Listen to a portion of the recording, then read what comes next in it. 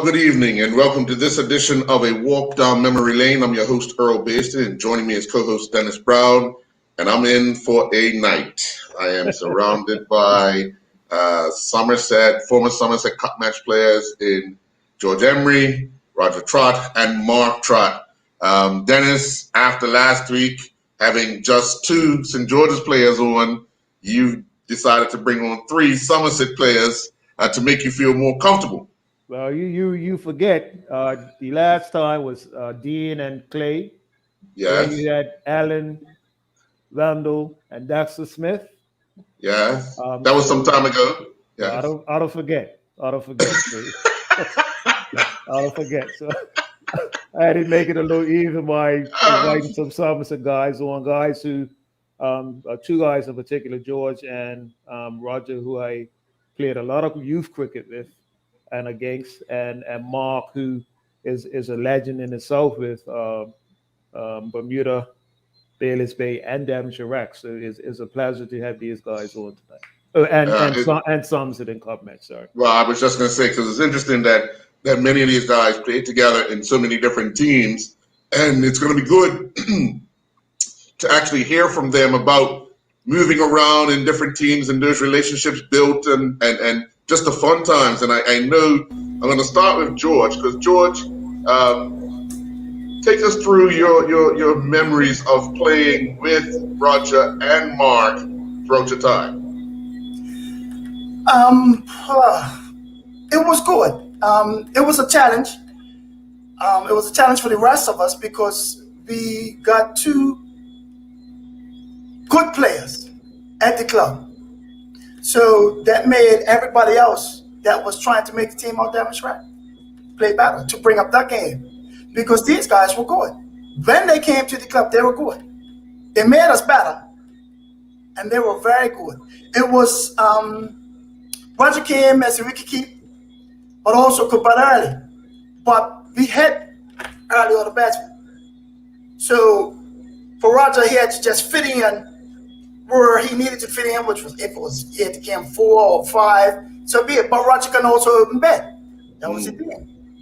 With Mark, no. Mark just loves to build. Mark don't want pads on. He don't want bat. He don't want batting glove. Mark wants 4 1/4, and he wants that ball and 4, and that was it. Mark built all day for you, nonstop, and that was a joy to him because with Mark, I could keep him down one end. He kept the runs down, and up the other end, we could just switch, change around. God build 4 of us, change over, build 3. But Mark was steady up the other end. And back then was no limited overs. Right. It was open cricket. So for guys like Mark to build 10, 12, 15 straight overs, that was nothing for Mark. Right. It really was nothing for Mark. So it was a joy to have him to come to the club. Definitely. Now, yeah. Roger, you went to Devonshire Rec, and you were following in the footsteps of a legendary wicket-keeper. Putting pressure like that on yourself to replace someone like Barry D'Acuto. What was your thought playing going to Devonshire Rec? It was a different challenge. Barry was still around for a bit. I think that was like his last season when I went there. But I did play wicket-keeper quite a bit my first season there. It was, and one thing I liked, one thing I just want to give a shout out to Barry. One of the most gifted wicket-keepers I've ever had the privilege of playing with or watching. He wasn't the most flamboyant in the sense like, maybe Alan Douglas or Dennis Wainwright or even Dean, but he was consistent, and he kept everything so simple. Very clean keeper, always passed on bits of information, had an interesting sense of humor. But one of the things that impressed me the most about Barry was his knowledge and understanding of the game. Like when I went to Devonshire Rec, one of the things that I got from them was all of the players. Like I came in I joined at a time when I think Coach Trott was still playing a bit. Cho was there. Lionel Thomas I think he was playing his last season, and the wealth of knowledge that these guys possess, and they were so willing to pass that on. And they had a culture of like just never settling for second best, like always give you all, and they'll keep you on their toes. And also Sayed Brown. Sayed was like a technical maestro in terms of his understanding of the game. But it was a pleasure just going there and to I mean, George says we added value, but I know they added value to my own game as well.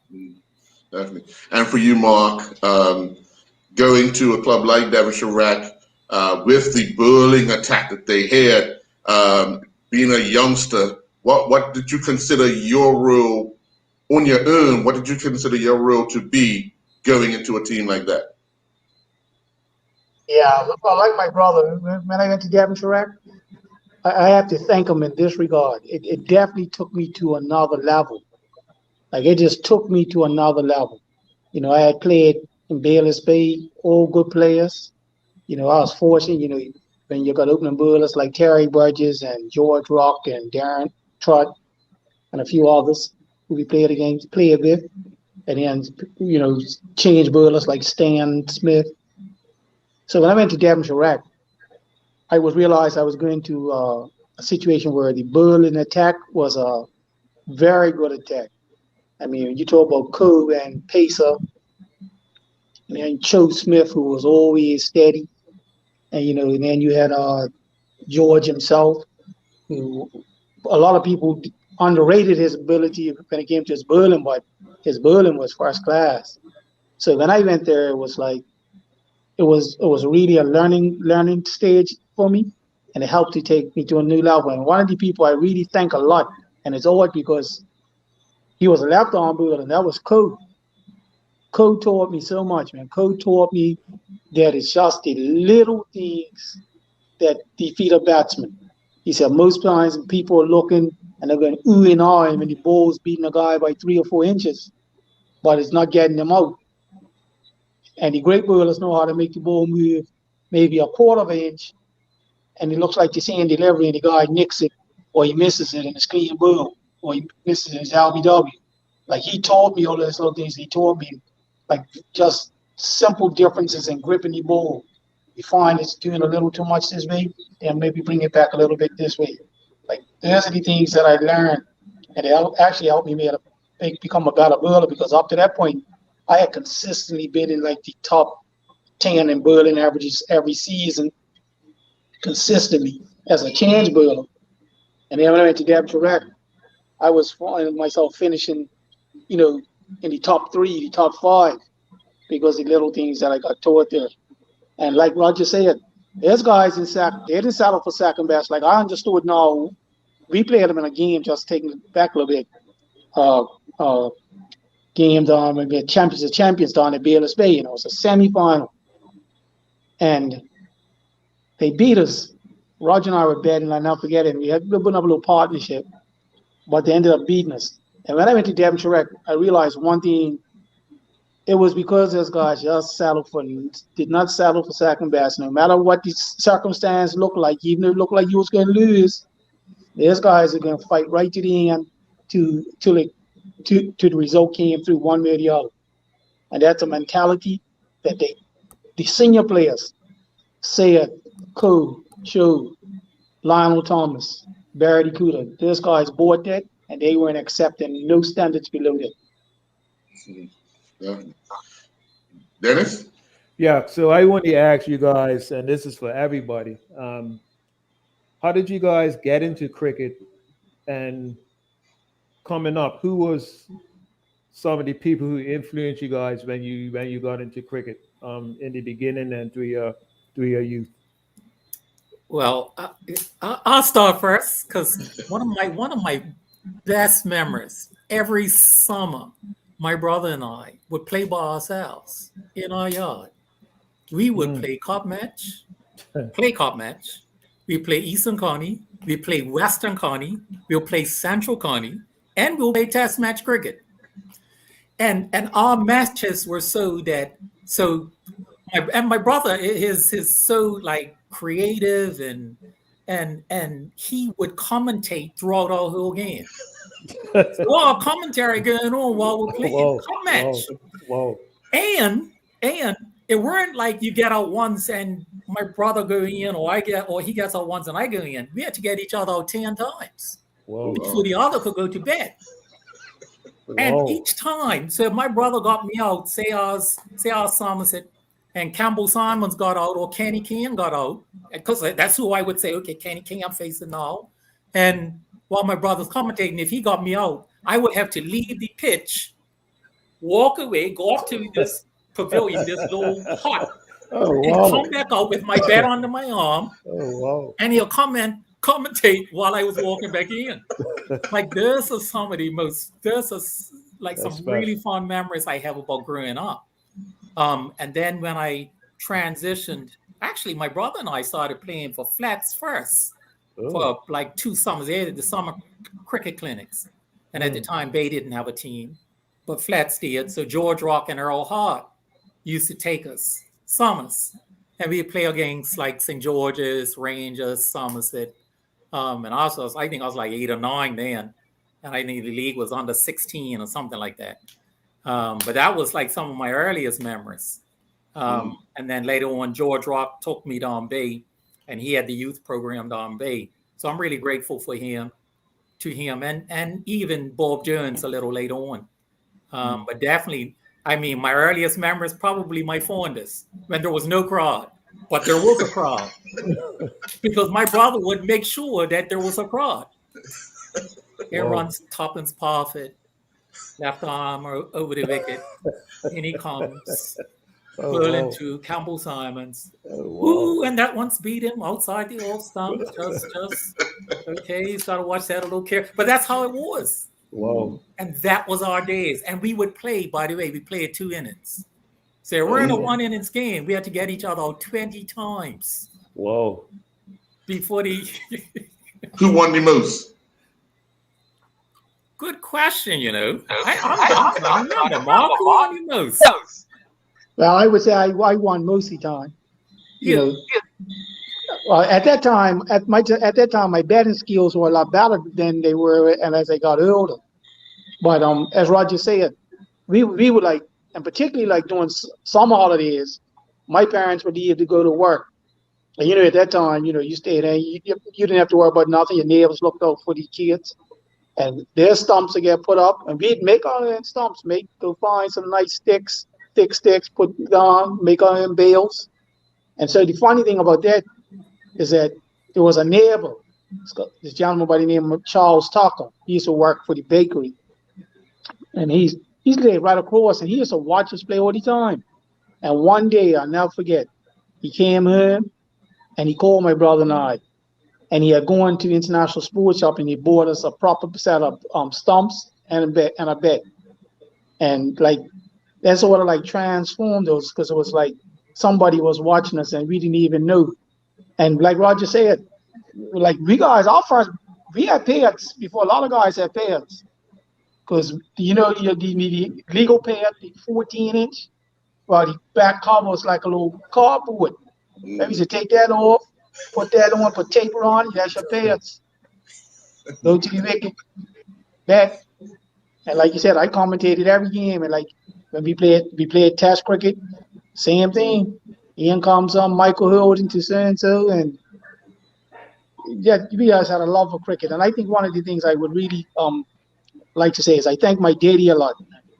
Our daddy, like, he made it a point for us to get to see cricket and love cricket. And he taught us everything that we knew. Like, he would come and play with us when he knocked off from work, even though I knew he was probably tired. And, you know, we're to the point where my mom had to tell him, Dad, bring those boys inside because they're going to get ready for school or this, you know. And then cup match. I know our first cup match was on St. George's. And it was like I think it was Bommy Son's second last or something like that. And St. George's put some licks in Somerset. But the thing that was more important than the game itself was my daddy took Roger and I, made it a point to take us over to the clubhouse and go into the change room and meet the players from Somerset and St. George's. And I think from that moment, We both knew. We didn't say it, but we both knew that one day we were gonna play cup match. That's the earliest for me. It's interesting Mark should say that, because one of the things I remember about that first cup match, and was in St. George's, was, I mean, we were little. I can't remember. I must have been about 5, 6, maybe. And I never left my seat to walk around. I watched every movement. I watched every player. I watched what they did when they were in Berlin. I watched what they did when they were fielding out. I watched the batsman. I watched some mannerisms. I watched the grip. I watched the run-ups, because I knew I was going to be there when I went here and played against my brother. So I'm going to pay attention. But it was like I revered them. You know, I really revered them. Remembering Lee Rayner starting off from the boundary, first bowl, and had this little, well, almost like a bull run up where he'd be scraping the ground and the crowd gets worked up into a frenzy. Like, those are special times. Like, those are exciting. Even though he played for St. George's. Yeah. Very good. George? All right. For me, because I stayed close with Devon Chirac, so there were enough about a hop, skip, and jump over to Devon Chirac. But in my yard, outside my kitchen door on Palmetto Road, before it became a highway, that's where the neighborhood played cricket. In my yard. Take the trash can out, put it right there, about 10 guys, play for half an hour, 45 minutes before my daddy comes in. Because when my daddy comes in, it's the end of the game. Car gotta get in the yard and everybody has to stop. So majority of the time I used to go out to rec. When I started out there, I was 10, 11. I used to go everywhere young guys went. So I got to know, who is it? Gladwin Dewey Trott. That's how small I was going out the rec. Getting around those gentlemen and watching them play. I used to walk up national stadiums when they used to have finals up the stadium. And he asked me one day if I wanted to be part of the team. And I swear down, before he said part of the team, I ran home to Palmetto Road, got my whites, and came back up the field. And it didn't make a difference to me what I done. As long as I was with them and I had my whites on, at that age, I scored. I was scoring at 12, 11, 12, 13 years old. I knew how to score in a scorebook. I appreciate them guys because I shared a little bit more wanting to play. So everywhere Devon Chirac went, I went. I got to play one day against, I think it was prison officers when they had a team back then. And I played. I had, I think it was Trot shoes, bronze pants, lotto top shirt, just so I could play. They gave me, because they had the extra clearance, so they gave me the clearance, the shoes, socks, and just so I could play. And from there to now, that's the only club I've played for. It's Devon Chirac. I know nothing else but Devon Chirac. So for me, and like Roger was saying, we used to go up to the stadium when they used to have the summer camps then. That's when George Rock had first come in. Yes. So he was at the stadium then. So we used to go up the stadium then to do training for summer cricket and all that up there. They also used to have the whole field play, but they had games on either side of the field for the whole summer. They had one game on this side, one game on that side. And that was for pretty much the whole summer. So once Rock had finished, that's when Mr. Swan took over out Devon Chirac. That's when it was summer cricket at the clubs. That's when I got to know Dennis. Because we guys played against Summers on a few occasions. Played against a few teams on a few occasions. And it was fun. I mean, back then, yeah, the ball hurt. Yeah, it did. But I just wanted to play cricket. So I got used to it. It hurt. Yeah. A few guys have said I stopped playing because that ball hurts. But yeah, it was good. It was fun back then. Like I said, I just wanted to go everywhere. Competition in my house was I had Andre and Erwin as bigger brothers. Yeah. So the competition was, I'm the smallest. So I'm trying to get over the big brothers. And they was not easing me up, no how. So it toughened me up. Sure, I cried. Sure, I got mad. I got upset, of course, because they teased me. I beat you, yeah. But it turned out all right because made me strong. Made me strong, yeah. Well, we're going to take a quick commercial break, and when we come back, Dennis, you're back up. John Barrett & Son, Bermuda's leading distributor of fine beverages, have brought us something fresh and exciting this month. Mystic Juices, skillfully blended for captivating flavor and loaded with nutritional value. Mystic Juices not only taste remarkably good, one serving will supply an abundance of vitamins A and C, more than the certified measure needed to meet your daily requirements. This month we're featuring delicious and nutritious Mystic Juices in an enticing range of flavors in 64 and 16-ounce bottles. Lindo's, why go anyplace else? My inspiration to write this book has to do with empowering. I want people to understand what it looks like when you are in a position when you don't have the tools around you. If you know me or don't know me, the game, the beautiful game of football, soccer, is and always was a way out. I'm still fearful on what to do, what would happen if I say something. What can we do in this book to incorporate tools to help specifically our group of young people in Bermuda? Could you imagine doing a read with little people and breaking everything down for them and having them to have a voice and having conversation pieces, if it's chapter by chapter? And welcome back. Dennis? Yes, guys. So one of the things I think is a big difference between now and back then is we played in the youth leagues, like George said, all summer. Nowadays they may play about 4 weeks, 5 weeks at the most in youth cricket. And one of the things to me that is missing a lot in our cricket today is open cricket, because I remember back in the days when we had 3 coaches in Somerset.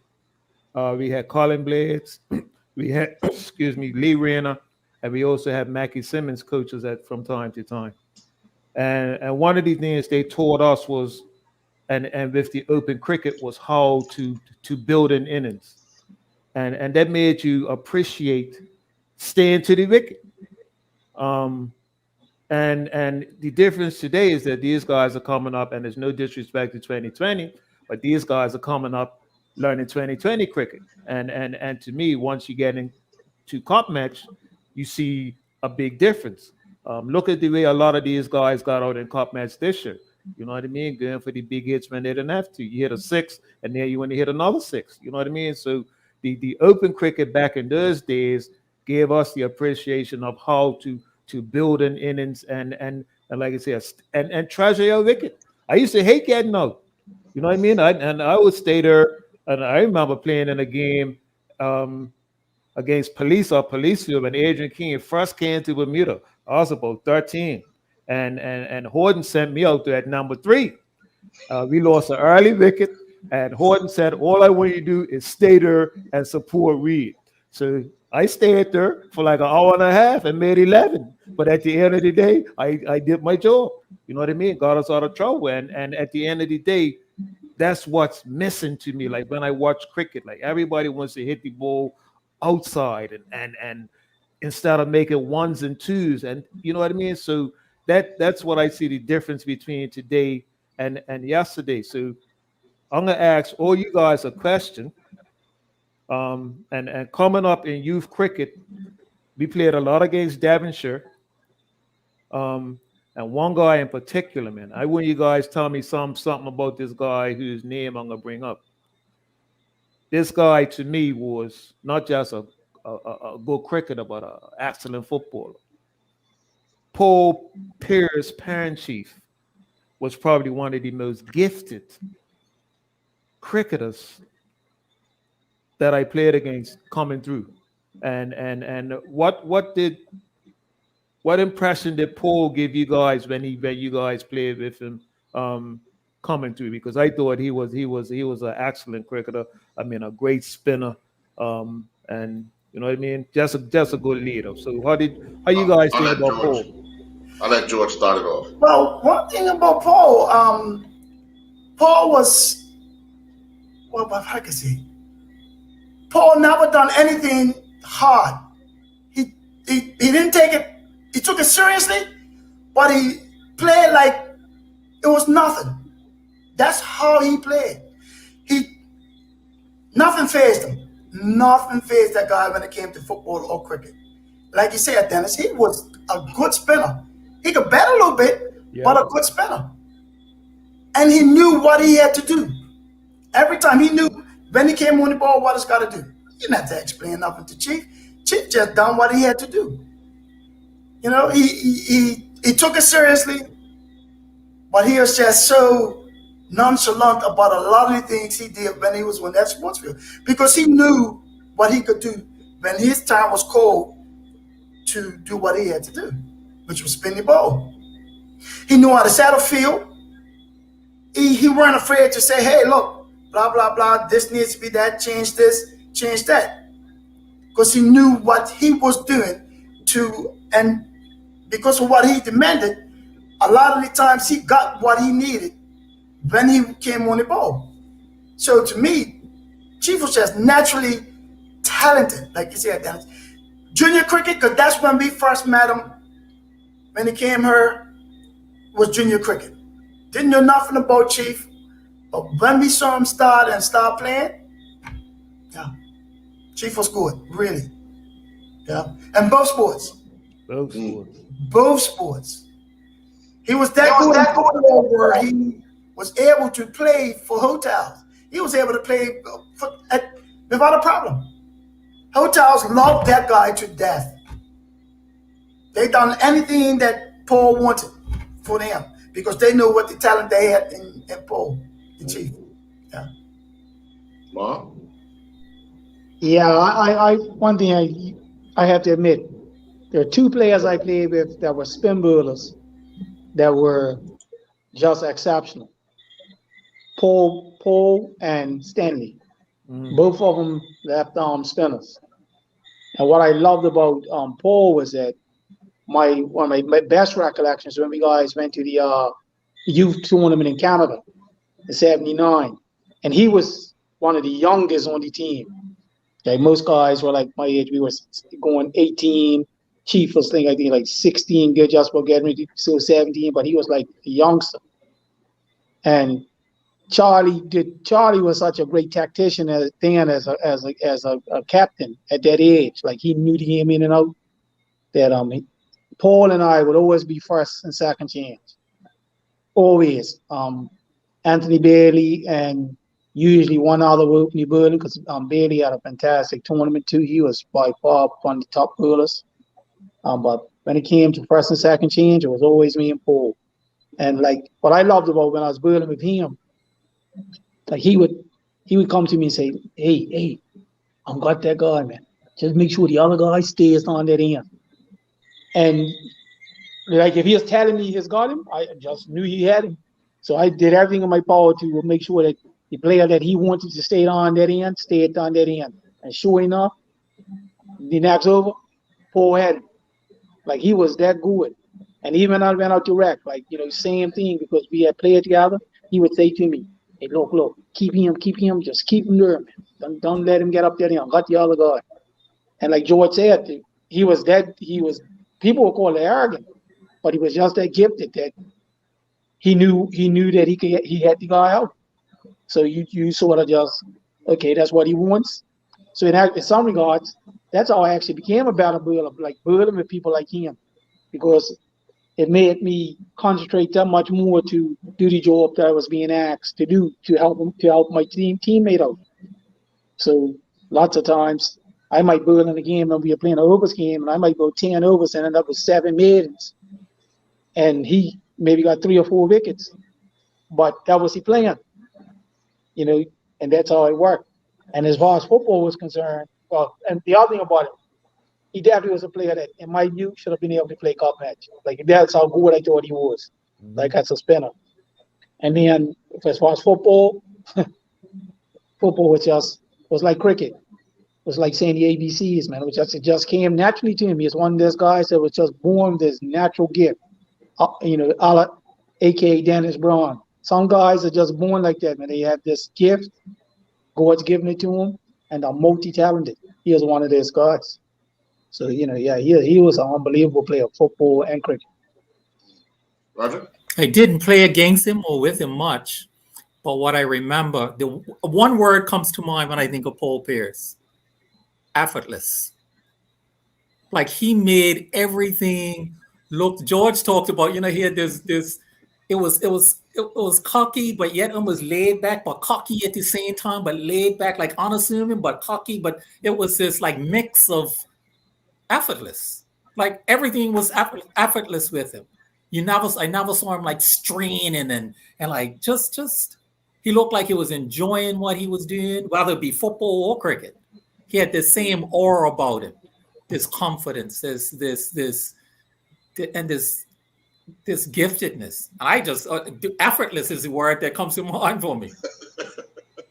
And I just want to add one thing, and because Georgian can say it. Paul could read a game, man. Like, we would be in games sometimes, and for some reason he would George at that time. George was captain, and he would say to him, "George, you got a blue, man. You don't realize you're the one that can get this guy out."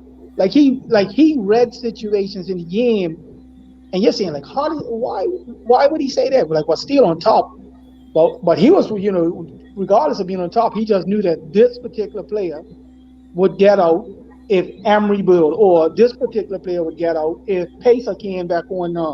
Like, he just had this innate sense of being able to read the game like that, and he wouldn't back down until you actually get, like George said, until you do what he asked. And then when it worked, he'd look at you like, say, like, dude.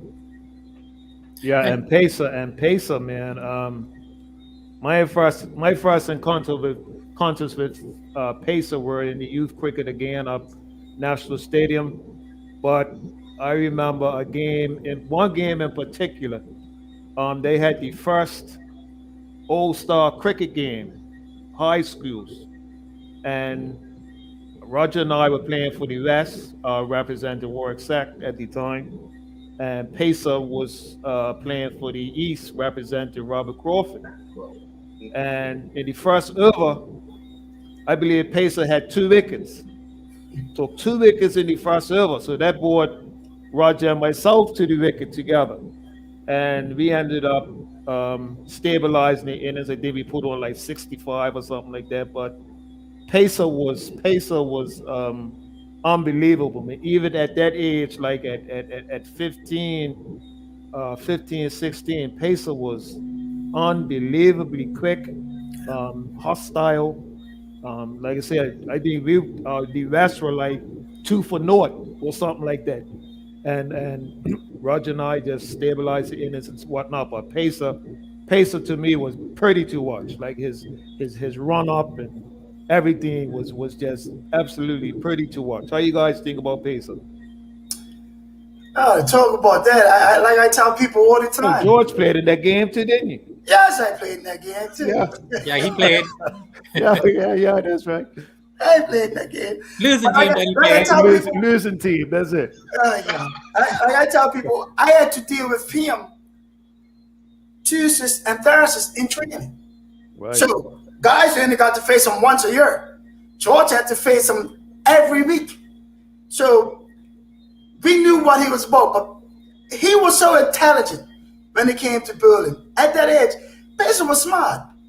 He was very smart, he didn't stray very far. When he did, well, the other players just brought him back in, calmed him down, straightened him out. And he did not miss a beat. He just, okay, fine, this is where I need to go. That's what I done. I was talking to Dean one time, Dean Miners, and he said, George, that boy is unbelievable. in the things he could do with a ball. He says, I've been big keeper for a lot of players, but he said he's never seen a builder like Pacer. Just that little bit, just that little bit, just that little bit, dotted back, just that short. Pacer was so consistent, it wasn't funny. He was so consistent, and he really did take his building serious. He took his building serious. Do not drop a catch. If very upset at you, drop a catch. I'm saying a guy flashing outside the line of the off stump, and I'm trying to catch this thing that's coming so fast at me. It was fun and terrorizing to play against that guy and to play with him. Yeah, to watch players having to deal with this guy. We played out the rack 1 year, played Western Stars. This year, that game, we had a green top. The wicket was hard. Grass all over that wicket. That ball hit about 3 guys. He was that fast that day. I felt sorry for guys that day. That's the only time I felt sorry for guys that day. He was relentless. Yep. He was not going to let them guys get away. Not at all, like Mark said. But not going to stop. Just keep going, keep going, keep going, keep going, keep going. Somebody's going to fold them. And a lot of times I'm glad that they did. It's not us, but it was a joy to play with Pacer all the time. It was. Roger? Yeah, it was a joy playing with him. Playing against him was different. Presented a different challenge, but you had to back yourself, right? Yes, yes. I'm trying to remember. I think Pacer may have gotten me out. I remember he got me out once out the rack when I was playing for Bay. But one of the things that stood out to me with Pacer was his relentlessness, like George was talking about. Like he'd just be relentless, and consistent with his lines, with his length. He'll vary his length every now and then, and Pacer had a darn good short ball, like he really did. And then he had Coach Trott to back him up at the other end, was like double trouble, So there weren't no bailing out. You had to back yourself as a batter. Like if you're playing against him, like you really had to back yourself. But his passion, his love for bowling, and yeah, don't drop a catch off him. I think I may have dropped 1 or 2. One I remember dropping. We were playing Somerset up at Somerset in a league match. I think Doc was in, and I think Pacer actually may have gotten dropped from cup match the day before.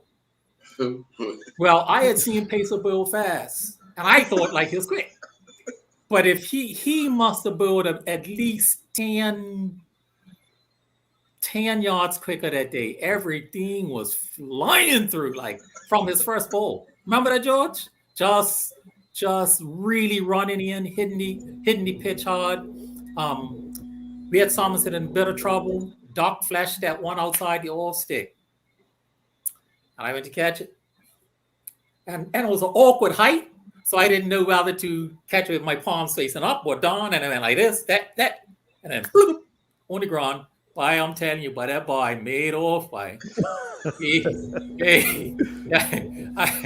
It took me a few hours before I said anything to him, man, but he weren't happy. But the thing is, his passion for the game, his passion for bowling, and his intelligence for bowling. Like he didn't just run in and let the ball go.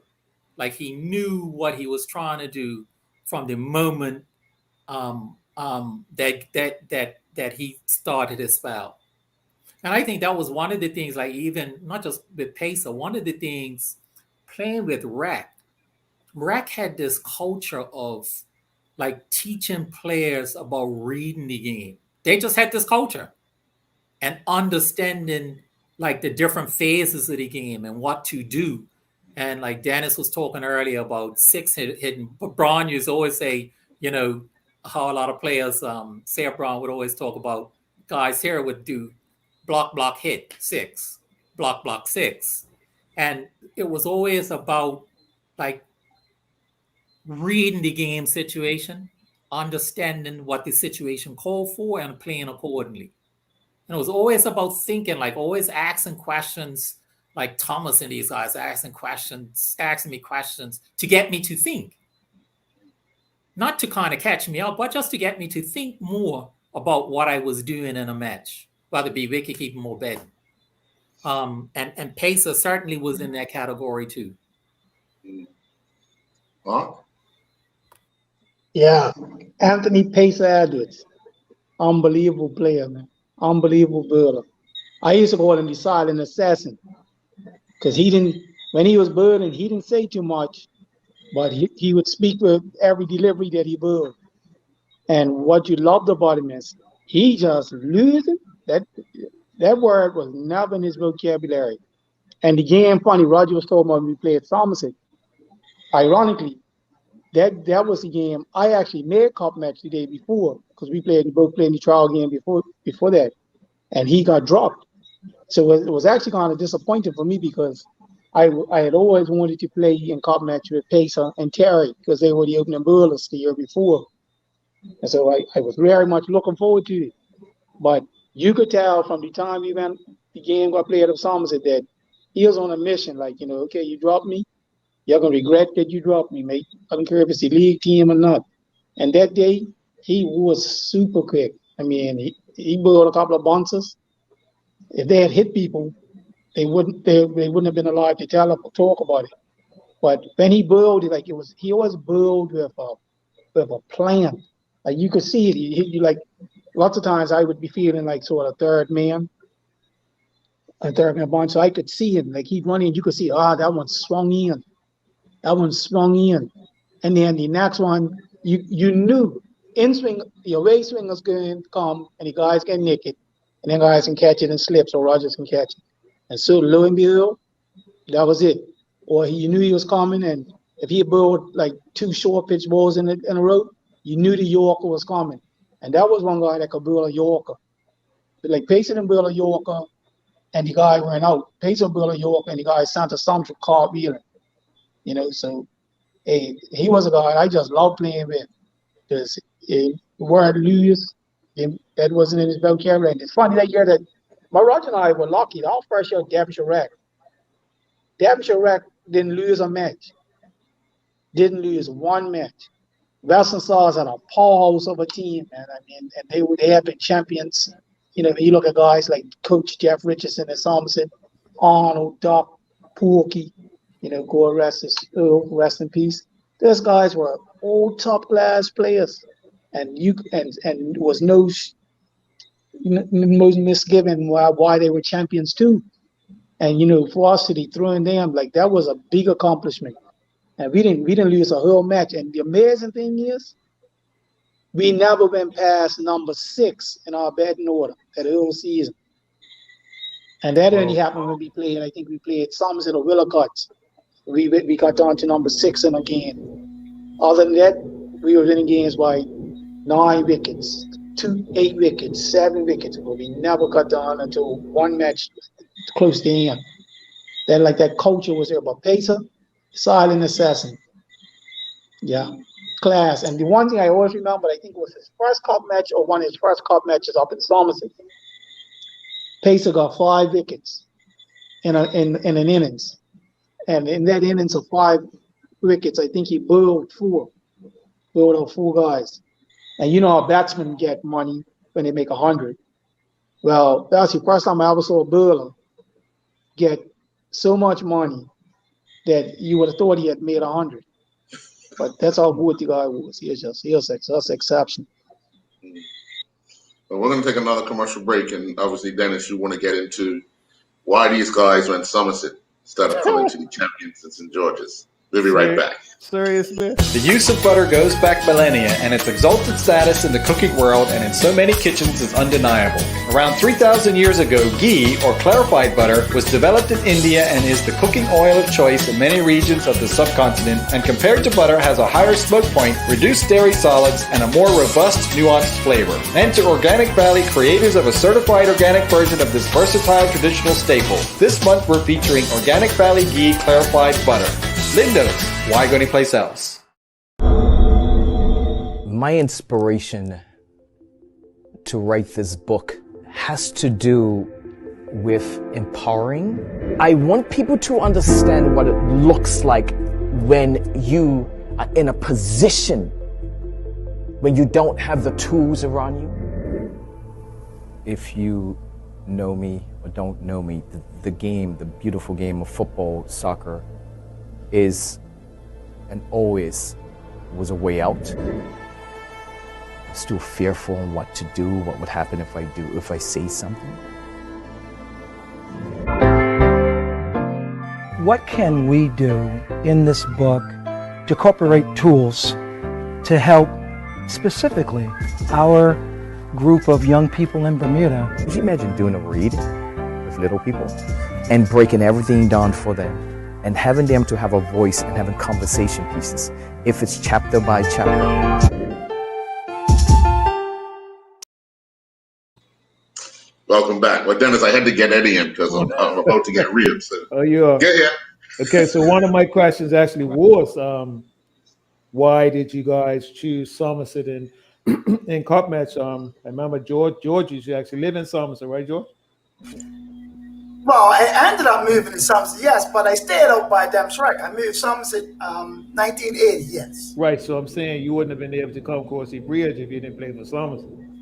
So why did and did you guys ever think of playing for St. George's, or did you just choose Somerset? Why did you choose Somerset?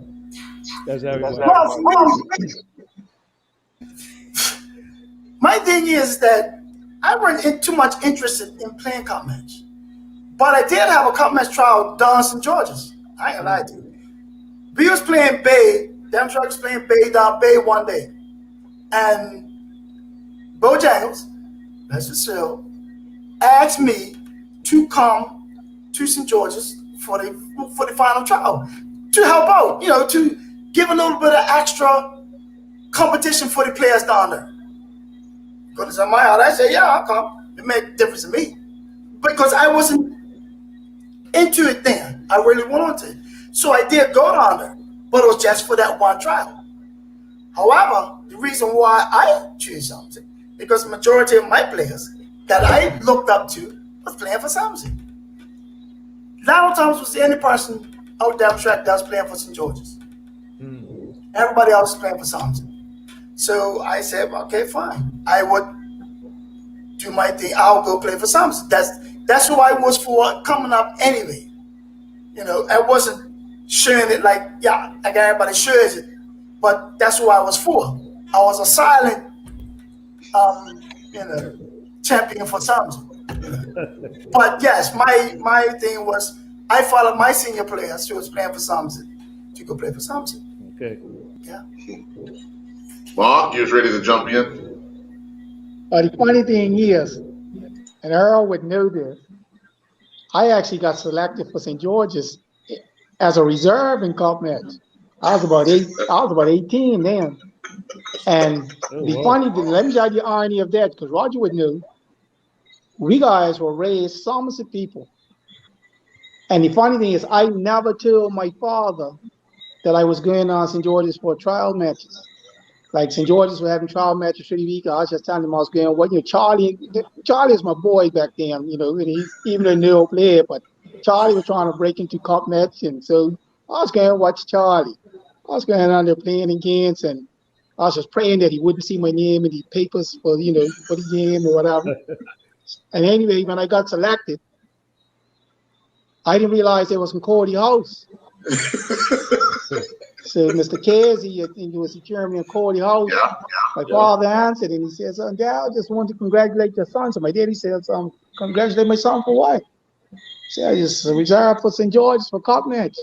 So when he got off the phone, came up and said, "You want something? You got something you want to tell me?" I said, "No. Nothing you want to tell me about cricket?" "No. You're reserved for St. George's and cup match." I said, "Oh, I am? How do they do that?" He said, "Boy, don't take me for a fool." So anyway, that got sorted out fast because that was the last time. And after that, it was back up to the red and blues. And Roger and I, funny enough, we were playing at Bay and we both got invited. Neville Roberts was the umpire then, and he used to do a lot of our games, Bay games. Seemed like it was a lot, and we didn't realize that he was also a selector. So back then, they used to send out invitations for players like to get invited to cup match training. So when he came out to one of our games, he left 2 letters for we guys, and it was invitations to come try out for Somerset. So we were excited, and we went up there and played in trial games, and the rest is history. And one of the things I do show there is that our grandfather Leroy Trott at one time used to captain Bayless Bay, and Bayless Bay used to play quite a few trial games against Somerset. So back then, like a lot of the guys in the East actually were for Somerset. Even though Newell and Charlie ended up playing for St. George's, they initially they were focused in on playing for Somerset. And those guys, they had deep roots in Somerset. Uncle Bert Philpott. So, it was not a big thing for us, for any debate players to think about playing for Somerset. It was kind of like something that we just did. So, yeah. And then, like I said, it was a dream when I got picked, and it was even more a dream because the game was up Somerset. So to make a debut as a coach and play in front of the people that you always wanted to play in front of, like that was a real blessing. And something you wouldn't trade for the world. So guys who say they don't want to play cup match, they don't know what they're missing. Well, Dennis, we set him on his path. Roger? Definitely. Yeah. No, I was from, like Mark just said, our family was for Somerset. From growing up, from the time I was little. Just always been for Somerset. And the irony is my first year trying out for Somerset, I was picked as reserve. And St. George's had approached me. Toward the end of that same season, to extend an invitation to come St. George's, but I couldn't do that. Dennis, the wise man. Listen, they say the wise men were from the East, right? You know why they were wise? Because they were heading west, mate. That's because we had to keep going up there, beating you and bringing the cup back down the road. Oh my goodness! But yeah. And the thing is, I remember my first year when I made reserve, because then we used to have 5 trial matches. Whoa! And the quality and the quantity of players were the level was really high. I can recall those days, training during the weekend. You got a trial match on the Saturday, and I think it was the Wednesday or so. They'd put the teams up, or the Thursday they'd put the teams up on the board, and guys will go there to see if they were playing. And guess what? If you're picked as reserve, you better show up. So you're worrying about, I'm picked as reserve, I'm not showing up, or you're struggling to find 22 players. No, it's more than enough. But the competition for places was so keen. And that was one of the things that stood out to me. Also, and then the irony is I learned the trick about cup match selection, right? In Somerset anyway. So especially as a batsman. Listen, you just make sure you make runs in the last trial. That's it. Just make runs in the last trial, because that's the NNC selectors remember. And I can recall my first year trying, Pork and I were reserves. I ended up being reserves. And I had one of the highest averages in the trial match, but I couldn't get in that team. Why? Because I think I got 2 or 3 in the last trial. So the next year I say, yeah, okay, I'm gonna fix this. I don't care what and I hate to say this, not that I didn't care what I did, but I knew the most important match was that last match. And I was tuned in, I was keyed in, I was focused. I think I got 60 or not out in the last trial match. But even then, like I said, the competition was so high. We had players, and I probably even for both clubs probably had players where you conceivably could have had 2 cup match teams, 4 teams altogether, and they're each giving you a decent match. But that's how much competition there was, for cup match places then. Yeah. But SEC But, ODA. I know Dennis always asks this one, so I'm gonna steal this one from him. It's all right. Which game was your most memorable one, and for what reason, and where? Mark? When you say again, you're talking about cup match? Cup match, yeah. Definitely up Somerset, mate. Definitely up Somerset. You can play cup match if you're a Somerset player, you can play cup match in St. George's, and it's good. But there's nothing like playing Hearn. There's Somerset people, they live and die, just like St. George's people live and die, but when that match is in their territory, and they're gonna let you know that you're representing that community. There's people that are laying up there in St. James Cemetery. You're representing everybody, whether late dead or alive, mate. And you gotta be ready to bring it. And what I loved about that game was that St. George's really, they were taking it to us. They really were taking it to us in the match. And I remember the first day, like they had us on the ropes, man. Like they had 8 of us out, and we were just struggling in the bed. And so the next day, John Tucker and Terry walked up to the wicket. So I was the last one in the pavilion. And so John said, see you back in about an hour, 2 hours. You better just cool off for a bit. Well, in about half an hour, John was out hooking something, got caught on the boundary. So I'm walking to the wicket. And I said, boy, this is not like league. This ain't like Connie. I look around, saw those people. And like George said, I didn't have to bet too often. But I said to myself, whatever you do today, bro, don't get a dog. Whatever you do, don't get a dog. And Adrian King was burning Earl. Adrian King. And the wicket was moist. And he was showing no mercy. So when I get out there, Terry comes to me. Like Charlie went up to me and said, this is war, man. You ain't good enough like cup matches of war. And Terry comes up to me. Ignore that stupid boy. Because we was, we have been teammates. Ignore that boy. So he said, I'm just going to tell you 2 things.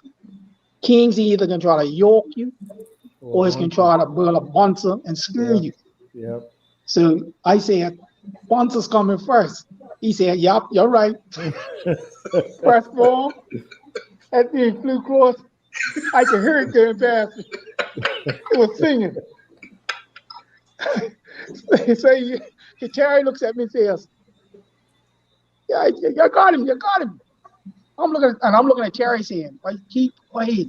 Like, just talk and look at him guy. He get him more angry. And the next ball he came by, he blew me this thing. I thought it was a Yorker, but it blew me this thing just slightly outside the off stump. I got a nick. And it flew down between slips. And they didn't have a third man. So I remember Clevey running after it. So I took off. Terry said, yes, single. Took off.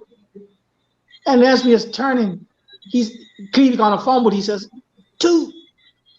So we waited 2. And then when I got up there, I said, this guy's tricked me.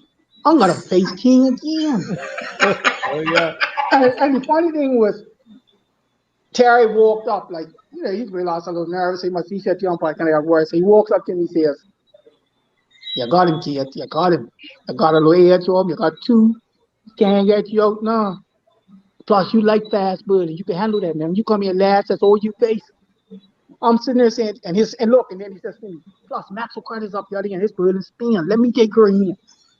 And I'm saying to myself, this guy was something else. But playing in cup match and playing with people like Terry, John Tucker, even against guys like Adrian, Noel, Charlie, Clevey, like you have to enjoy it, man. It was just like it's the greatest game, playing against the best players, like Roger said, and it ain't no way you don't want to be a part of that, because all your life you've been dreaming about playing in this game and playing against the best players.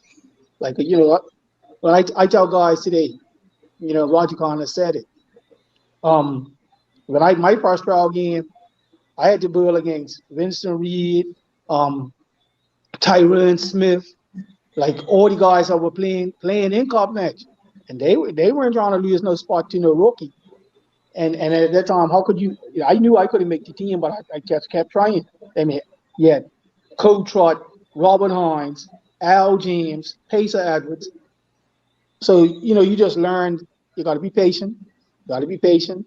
Sooner or later, your chance will come. But guys today are not like that. It's unfortunate. But Cup match in Somerset, man, nothing like it. Nothing. Wow. I would have to say 96. 96 is my most memorable Cup match because that's the year we won. I think St. George's had the Cup for like how many years?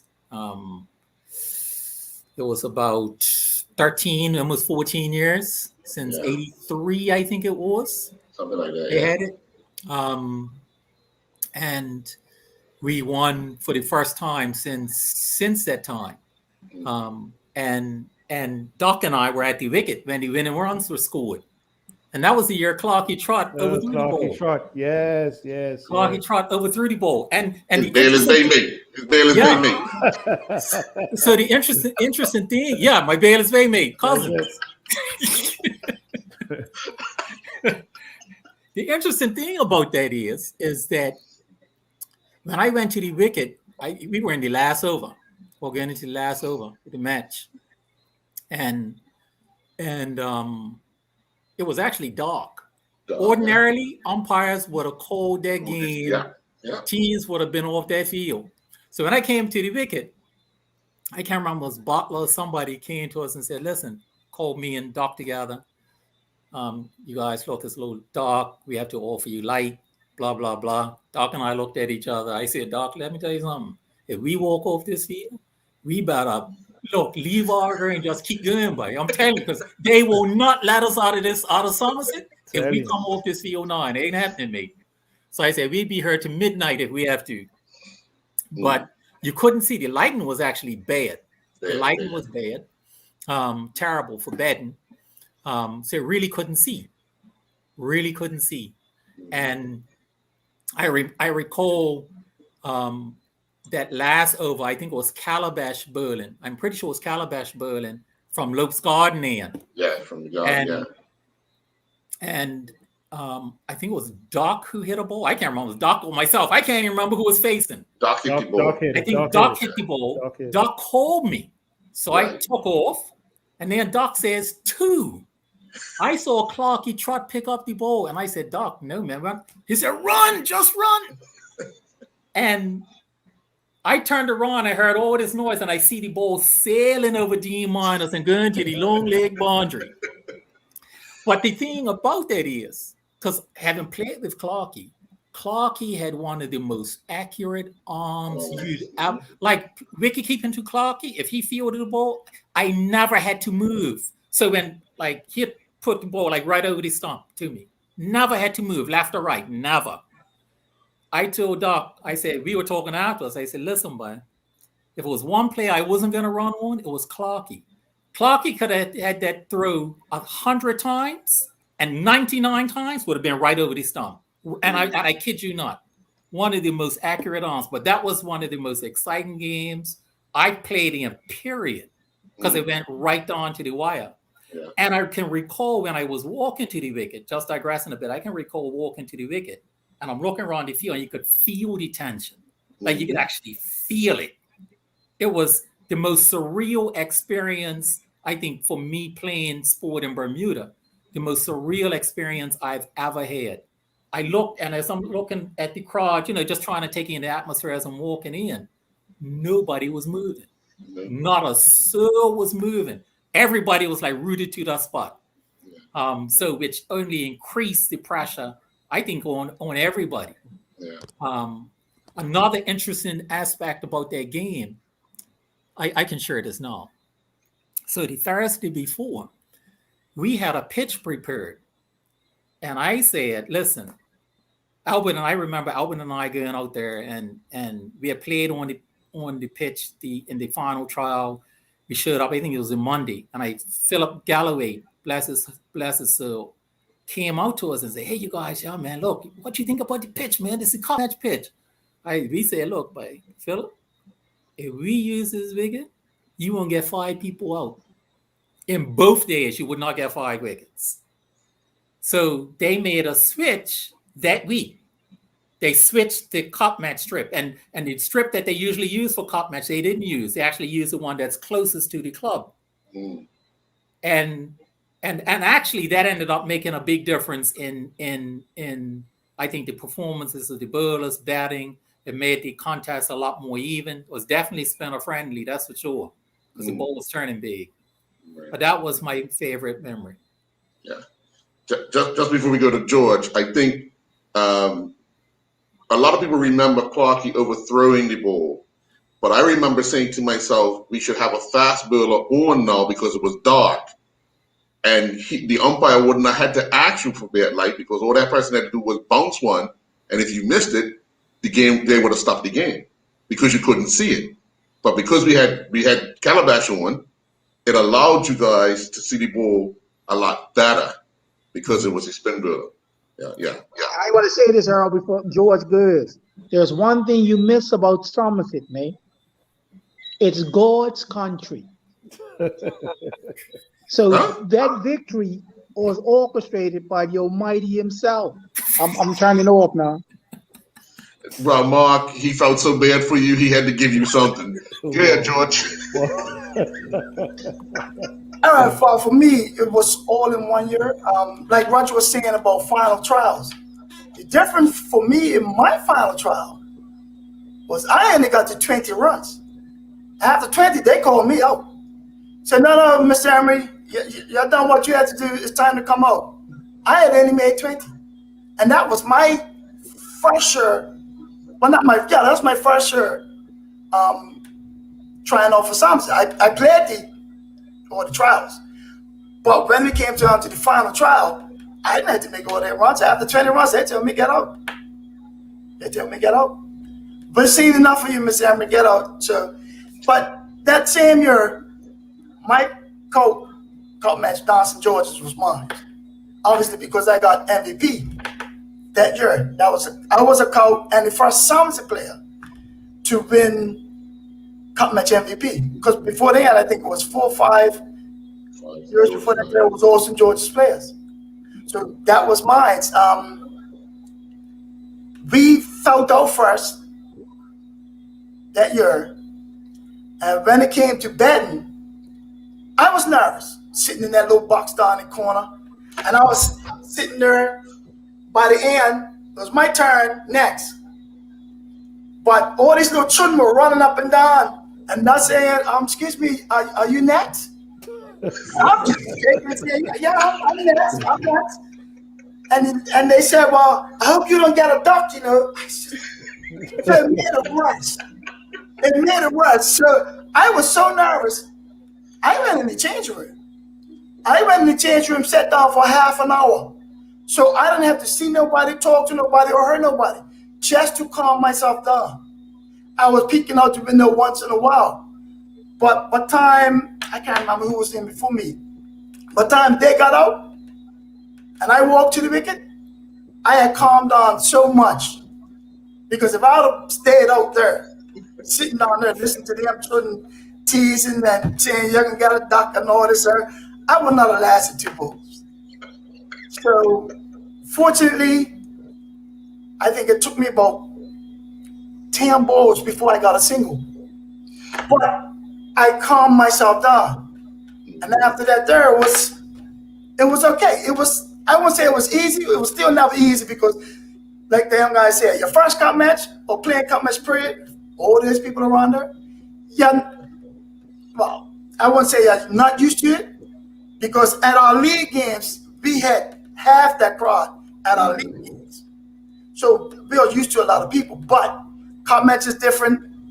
2 teams, all the focus is on them 2 teams. So that was I was not all 36 overnight.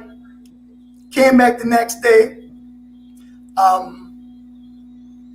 Ended up getting 69 not out. I wanted to stay there longer, but we were trying to win. So you see, just trying to win. So, at that time, with all them guys in that team, we were trying to win. we could have just let some people just go ahead and make some runs, go for it, make some runs. But in the end, I ended up batting both days. The first day, I was not out at the end of the play. And the second day, I was not out again to finish the game. So both days, I batted at the end and closed off both days' play, which I was 29 on. And the funny thing about it was, Perry was our captain. Perry was my captain. Perry could not handle Chick. Perry said, "George, you stay down there and deal with Chick, and I'll stay up here and deal with whoever else is up here." He would not come down there and have to deal with Chick. He would not. Yeah. But that was my best memory. But after that there, I'm seeing some guys come play cup match, and I'm talking about shake, stir, tremble. It's unbelievable. And I just had to tell guys, look, my motto for me was, I play against these guys every week. I'm not worried about these guys. So I just took and concentrated on playing against these guys to make my game easy. Yeah, I said I play against these guys every week. So, but yeah, 69 not out and 20 not out. And I think I got about 4 wickets in that game too. So yeah, that was mine. For me, that was mine. Any final question, Dennis? I know you have a final one. Just before I ask my final question, I think one of the guys who played with you guys at Devonshire Rec was very unfortunate not to get into cup match. Donald Norfolk, because I always rated Norfolk in the youth cricket. And at that time in Somerset in cup match, I believe it was Sayre Brown and Winston Reid and you know what I mean? And then in St. George, it was like Randall, Arnold, Allen. So I thought Donald was very underrated opening batsman who I rated very highly, and I thought he was very unfortunate, not to be, in the annual Cup Match Classic. Yeah. So, yeah, you got your final question? So my last question to all you guys is, I ask this to all the guests that come on every week. Any advice to any aspiring cricketer to go to the next level, whether it's cup match or whether it's to play for Bermuda? Because a lot of people think that the be-all and end-all is cup match, but to me, it's representing your country because you're playing against people you don't know. So what would your advice be to aspiring cricketers moving forward, cup match versus playing for your country? I'll let you go first, Roger. Yeah, I would say it's the dedication, putting in the hard yards, beforehand. I can recall when I was playing like our preseason, I used to play football for Colts. And even though I didn't end up playing league football for them, I played a couple of senior games for them. But during the off season, I just go train with them just to stay in shape. And that kind of just kept me going through the winter months. And then as it got closer to the season, I do more prep work for cricket. The other thing is doing those extras. I remember when I first made cup match, for example, when I first made cup match, I made Bermuda's team that same year. Alan Douglas and I used to actually train together. Alan used to train. I used to go training with Alan, and he was playing wicket for St. George's. We used to train together around Cleveland. I'd leave Cleveland. We'd train, have our sessions would be about an hour. I'd leave there and then go to Bay and train. And then still do extras after that session finished. So for me, it was always about how can I improve my game, like say 5%, 10%? What does it take? And it's not at that level. Once you start getting to the national level, Dennis, and you notice it's not even about ability. It's really not about ability. It's about those hard yards you put in. It's about the discipline, which comes with that. If you're physically prepared it's easier to stay focused mentally. It's easier to perform your role and carry out your responsibilities. But I definitely say put in the hard yards and be prepared to sacrifice. Mark? Yeah, it's definitely about the dedication and doing the extra. I can recall when Roger and I were playing for Bay, sometimes we used to jog to train, then go and train. And, we always did extra before training, extra after training. And he could tell you there were times like when we guys would go out in the backyard and I'd just bull to him, just bull in my yard, doing the extra. Go out when we played for rec, we'd go out rec sometimes. And he, stuff that he wanted to work in with his wicket keeping. So the net was already up. We just put a stump on and I just bull and bull and bull. And he'd wicket keep and take different ways of taking the ball down the leg and stuff like that. And then sometimes he'd bet, but we just always did extra. That's usually the difference. But you got to be committed to do it yourself. And I find that today's cricketer, if I was any type of advice to give him, is that I remember probably one of the most joyful experiences here was coaching Delray Rollins when he was like 11 or 12 in an all-star cricket game. And you could tell from then that this young boy was gifted. But the difference of him at that time is that he just put in extra work even at that age. So it's no surprise to me that, he's made that level. Like, when you look at Kamal as well, like, it's not surprising that these guys have made it to the top as far as, where they're at. You got to be prepared to put in the extra, man. And I think that's the one thing that I think I would give to young aspiring cricketer. Athlete, period. If you're going to make it to the top, or you really want to make it to the top, nobody's going to take you. You have to do the extra work. Because if you don't do it, you're not going to make it. Because like Roger said, when you're playing at the national level, I had the privilege of playing against Zimbabwe before they became a test nation. And we scored like 230 odd, 240 odd. This guy scored 240 odd for no loss. Whoa. Like that's the type of level you're playing against. Like you ain't playing against no, sort of iffy players. And that's just when you got dedication, do the actual work. George? Yeah, I agree with this comments with both of them. The actress is what really makes you, it brings you along. Once you're fit, once you're physically fit, you're mentally fit. And a lot of people just don't understand that. If you're not fit, you can't think right. So you have to be physically fit, and then you'll be mentally fit. Some people could be, not be fit, but could be mentally fit. That's because some of them have learned the game so much that it just comes natural to them. I would say to some people, sometimes you're a late bloomer. Sometimes you're an early bloomer. For me, I was a late bloomer. I'm glad I was a late bloomer because being an early bloomer means that you're coming into it that fast, but then you can also get out and lose some of it later on. But if you just continue to just play at your level until it comes, then it will stay a little longer. But we all have to be mentally fit. But like you guys saying, Roger and I went Denmark 1981 with the youth squad. Now they asked us all questions. They asked me, what would I prefer to do? Play cup match or represent my country? Hands down, boys. I represent my country first because on my resume, playing cup match to a lot of people outside this country don't mean nothing.